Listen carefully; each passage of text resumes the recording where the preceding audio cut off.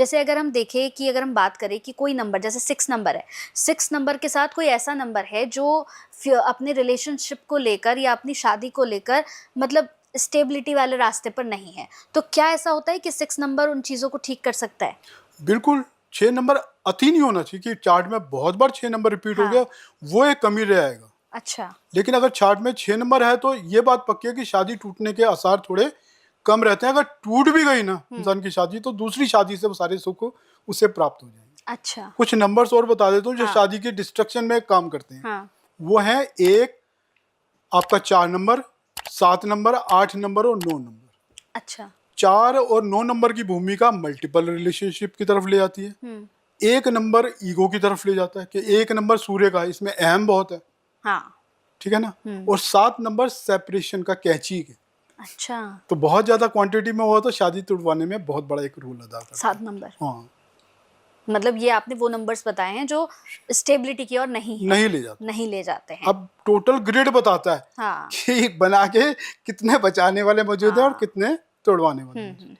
ठीक है सर, वर्तमान की अगर मैं बात करूं भी प्रेजेंट की, तो अभी हम जून में हैं, तो जून गोचर में कर्मिक रिवॉर्ड और कर्मिक डेप्थ को आप कैसे समझाते हैं? देखो, कार्मिक रिवॉर्ड ये है कि अभी जुपिटर मरकरी की हमारी एक साथ युति चल रही है, और कार्मिक डेट क्या है, वो है मंगल और केतु। ठीक है ना। वीनस भी इस समय वेल पोजीशन, जिनकी राशि में मंगल केतु बुरे प्रभाव में है और जिनकी मंगल केतु की दशा चल रही है, समझ लो वो कार्मिक डेट है। अच्छा। और जिनके यहाँ जुपिटर मरकरी वेल पोजीशनड है, वीनस जैसे किसी के चौथे घर, अब मैं मकर लगन की बात करता हूँ, मकर लगन में चौथे घर में वीनस है और 8वें घर में मंगल केतु है, यानी कार्मिक डेट भी मौजूद है और वीनस चौथे घर में सुख के घर में बैठा हुआ है, तो कुछ बचाव भी रखेगा। तो यही कार्मिक डेट, और हमें एक एज ए एस्ट्रोलॉजर ये देखना है कि कितना ये व्यक्ति बुरे समय में बच पाएगा। बिल्कुल।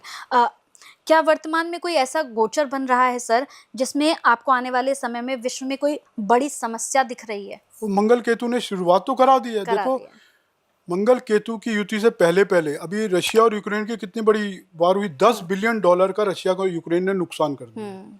क्या आपको लगता है कि $10 बिलियन की चोट खा के रशिया चुप बैठेगा? नहीं, बिल्कुल नहीं। ठीक है ना। ये मंगल केतु का ही प्रभाव था। 7 जून को आना था इस प्रभाव ने, और 4 या 5 तारीख को ये घटना घट चुकी थी। तो इसका ज्योतिषियों को तो पहले से ही अनुभव था कि कुछ होने वाला है। जिस तरह से शनि राहु हमारे लिए टैरिफ वार लेके आया, शनि हमारे कर्मों को रिप्रेजेंट करते हैं, और राहु के साथ उनकी युति जब चल रही थी 11वें घर में इंडिया के क्या पूरे विश्व के लिए मीन राशि में चल रही थी, तो वो उसका प्रभाव हमें टैरिफ वार के रूप में ट्रंप ने आके हमें दे दिया। सब जगह एक बिजनेस रुकना सा शुरू हो गया।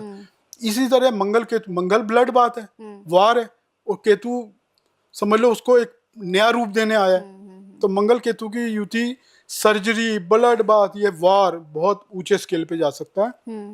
45 दिन की युति है। ये युति के बाद मंगल शनि आमने सामने आ जाएंगे। कुछ के लिए तो कुछ अच्छा कर जाएंगे, लेकिन अभी अगले 90 डेज को मैं एक चैलेंज के रूप में देखता हूँ। देख रहे हैं, बिल्कुल। करियर की बात अगर कर ले सर, तो हमारा युवा इस वक्त अपने करियर को लेकर जो है बड़ा मतलब डिस्ट्रैक्ट रहता है, समझ ही नहीं आता करना क्या है। तो करियर को आप न्यूमरोलॉजी और एस्ट्रोलॉजी के हिसाब से कैसे समझाएंगे? देखो, हर व्यक्ति अपना एक मूलांक और एक भाग्यांक लेके पैदा हुआ है। जैसे मैं 1 और 1 लेके पैदा हुआ। धीरू भाई अंबानी साहब भी हमारे 1 और 1 के कॉम्बिनेशन के साथ है। तो 1 नंबर के लिए कुछ कैरियर बने हुए हैं। इस जैसे 2 नंबर फिल्मी एक्टिंग का है, 1 नंबर सक्सेस का है, एक एनर्जी है, फायर साइन है 1 नंबर, मतलब लड़ मारने की ताकत है, मतलब इच्छाओं को प्राप्त करके ही रहेगा। 2 नंबर क्या है, कूल है, माँ का नंबर है ना, तो कूल को रिप्रेजेंट करता है, एक्टिंग के टैलेंट को, माइंड गेम को रिप्रेजेंट करता है। अच्छा। 3 नंबर वालों को विजडम मिली हुई है, बॉन्ड विजडम कहते हैं ना, पूत के पाँव पालने में पता लग जाती है। तो 3 नंबर वालों को तुम बचपन देखोगे ना, बड़ी सिंसियर बात करेंगे, बड़ी अजब अनोखी बात करेंगे। तो विजडम है, टीचिंग का नंबर है। अच्छा। कहीं ना कहीं फाइनेंशियल सेक्टर में भी ये लोग सक्सेसफुल होते हैं, इनमें अलग ही कला देखने को मिलेगी। हालांकि 5 नंबर भी टीचिंग है, लेकिन 5 नंबर ने इस जन्म में सीखना है, 3 नंबर बॉन्ड विजडम लेके पैदा हुआ है। 4 नंबर वाला ऑर्गेनाइजेशन स्किल है, बड़े बड़े टास्क जिसको कोई नहीं हैंडल कर सकता, वो 4 नंबर वाला हैंडल कर सकता है। अच्छा। 5 नंबर वाला टीचिंग, 5 नंबर वाला एडवेंचर, पीआर की दुनिया, मीडिया की दुनिया, जिस दुनिया में आप बैठे हो वहाँ राहु और मरकरी का एक बहुत बड़ा रोल है। एक मंगल का भी रोल निकल के आता है डिजिटल वर्ल्ड में। तो 5 नंबर, 6 नंबर आपका acting, film industry, perfume, clothing business, model. 7 number occult, hard work. 8 number के एक सिंसियर चेहरा जो डेप्थ में जाके सोच समझ के अगला कदम बढ़ाएगा। ये नहीं कि हवा में उड़ जाए। 1 नंबर वाले की कमी है, थोड़ा जल्दी हवा में उड़ते हैं, और 8 नंबर वाला जमीन पे रहता है, थोड़ा सोच समझ। 9 नंबर वाला एक जुझारू योद्धा है। देखो 1 नंबर वाला झुक जाएगा और 9 नंबर वाला झुकता नहीं है, ये उसकी वीकनेस है। अच्छा। है दोनों फायरी साइन। एक वाला थोड़ा ना समय देख के पीछे भी खिसक जाएगा। ये 9 नंबर वाला या तो मार आएगा या मर जाएगा। बिल्कुल सही। सो हर नंबर की कला है अपनी। और इसी तरह हम एस्ट्रोलॉजी पॉइंट ऑफ व्यू से देखें, हमारा 10th हाउस हमारे कर्मों को रिप्रेजेंट करता है। अब वो जितना स्ट्रॉन्ग होगा, और जिस घर में जाके 10th लॉर्ड बैठा है, जैसे आजकल की दुनिया में हर व्यक्ति रील बना रहा है, सोशल मीडिया पे आया हुआ है।